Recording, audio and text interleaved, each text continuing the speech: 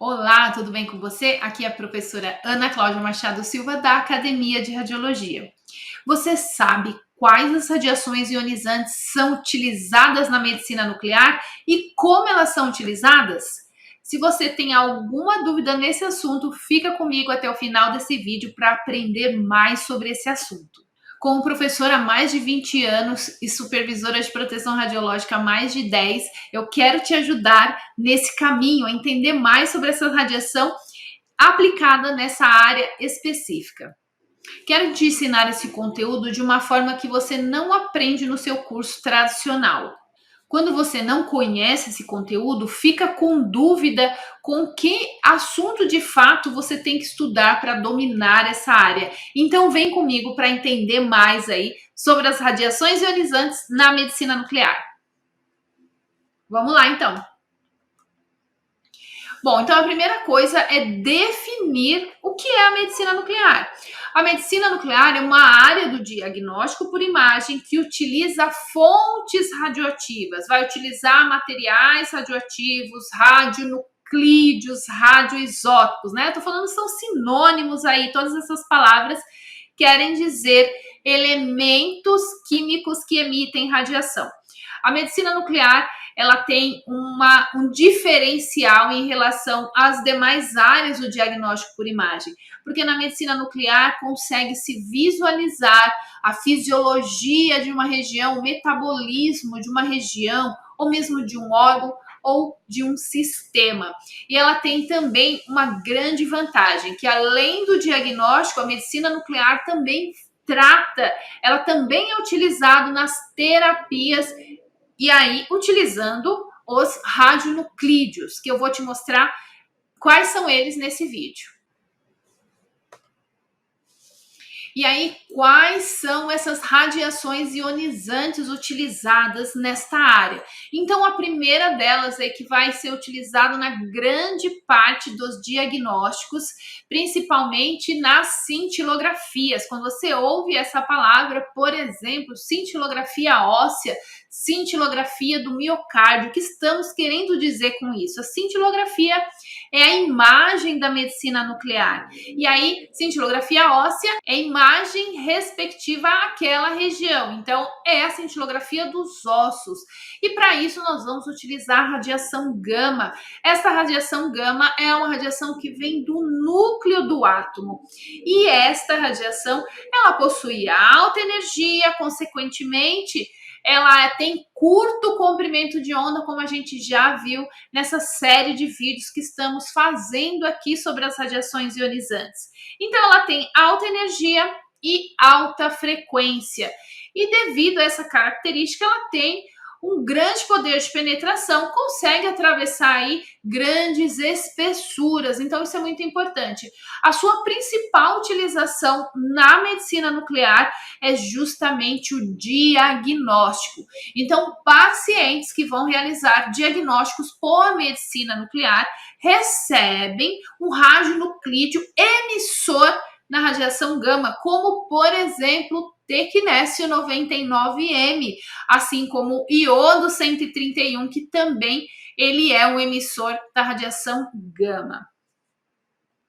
A próxima radiação aí que a gente vai falar é a radiação corpuscular, porque lembra que eu falei que a medicina nuclear também utiliza e tem tratamento? Então, no tratamento, nós vamos utilizar as radiações corpusculares, como, por exemplo, o próprio iodo 131. Veja aí a versatilidade desse elemento radioativo. Ele pode ser utilizado no diagnóstico, mas também ele é utilizado no tratamento. Outro elemento que é utilizado em tratamento é o lutécio 77. E aí, por que a gente está falando da radiação corpuscular? Então, se você lembrar, nos vídeos anteriores, a gente definiu o que é uma radiação corpuscular. É uma radiação que possui massa, que possui carga elétrica.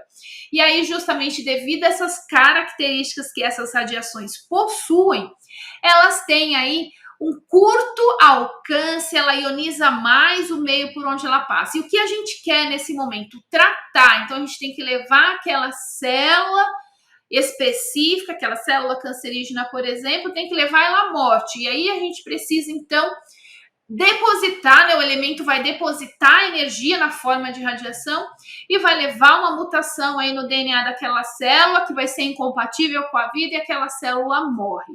Então esse é o grande objetivo aí do uso de radionuclídeos na medicina nuclear. Os dois elementos, como eu citei, iodo 131, utilizado aí no tratamento da tireoide, né, de patologias da tireoide, e o lutécio 177, utilizado em tumores neuroendócrinos. Mas o mais importante que eu quero te mostrar aqui é que a radiação corpuscular, devido às próprias características, então, por exemplo, a partícula beta- que vai ser utilizada, que é emitida por esses dois elementos, é utilizada no tratamento devido a esse curto alcance, essa grande ionização que ela causa.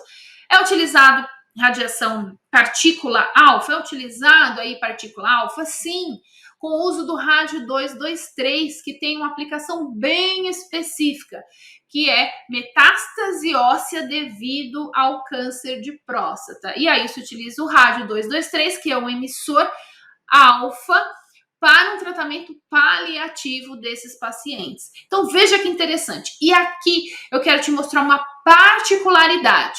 Então nós temos a beta-, que é utilizada no tratamento, mas temos a beta-. Quem é a beta-, também conhecida como pósitron. E aí a gente faz uma conexão. Pósitron, existe lá a tomografia por emissão de pósitron, o conhecido PET. Então, no PET, nós usamos aí a radiação corpuscular, que é o flúor 18, por exemplo, ou o gálio 68, que são emissores de pósitron, para a realização dessas imagens por PET-CT. Mas olha que interessante, o pósitron, a partícula beta-, ela vai ser utilizado para causar a emissão de 2 fótons gama. Então, quando a gente pensa na utilização para a realização de imagens por PET, a radiação que vai formar a imagem é a radiação gama. Mas de onde vêm essas gamas, essas duas gamas aí de 511 keV? Aqui no canal a gente tem um vídeo sobre esse assunto. Se você quiser assistir, quer conhecer mais detalhes, é só ir lá nesse vídeo. Então, essas duas gamas, elas vêm da interação da beta- com elétrons que estão lá no paciente. E aí vão produzir esses 2 fótons gamas que, consequentemente, vão formar aí a imagem por PET. Veja como é interessante conhecer essa profundeza no assunto. Vamos aí para o próximo. Então, agora a gente vai falar do uso do raio-x. Então, a gente já viu que na medicina nuclear utiliza a radiação eletromagnética, gama, radiação que vem do núcleo de determinados elementos. Utilizamos radiação corpuscular, que vem também de determinados elementos, mas com finalidade terapêutica. E agora o raio-x? O raio-x nós utilizamos para imagens anatômicas. Então, com o avanço da medicina nuclear, o raio-x foi inserido nas imagens por medicina nuclear, né? Imagens por SPECT, mesmo por PET. Porque assim o médico tem muito mais informações, localização precisa daquela patologia, daquela doença. E aí, o uso do raio-x ele vem nos equipamentos, por exemplo, de SPECT-CT e no próprio PET-CT, onde teremos aí imagens por raio-x e a imagem por PET, e aí essas imagens são fundidas e o médico consegue ter muito mais informações, e isso traz uma precisão maior no diagnóstico. Então, percebe a presença das radiações ionizantes na medicina nuclear? É exatamente isso que esse vídeo quer trazer para você, como essas radiações ionizantes estão inseridas nesta área. Então, aí, olhando só para lembrar aqui, então, o uso do SPECT-CT, nós vamos utilizar radiação gama mais raio-x. Isso vai trazer mais informações anatômicas. E aí, o uso do PET-CT, nós vamos utilizar também a radiação gama. Lembra que o pósitron, ele vai interagir para produzir aí a radiação gama. Então, se a gente pensar na formação da imagem por PET, nós vamos ter aí a radiação gama e o CT vai trazer para a gente a imagem por raio-x para mostrar essa anatomia de forma mais precisa. Então, o raio-x ele serve aí na medicina nuclear justamente para mostrar a anatomia. Então, se você tiver alguma dúvida, é só deixar aqui nos comentários abaixo. Eu espero ter te ajudado aí nessa visão geral sobre o uso das radiações na medicina nuclear. E no próximo vídeo eu vou te mostrar o uso das radiações ionizantes na radioterapia. Então, vem comigo para aprender tudo sobre as radiações ionizantes. Te vejo então no próximo vídeo. Tchau, tchau!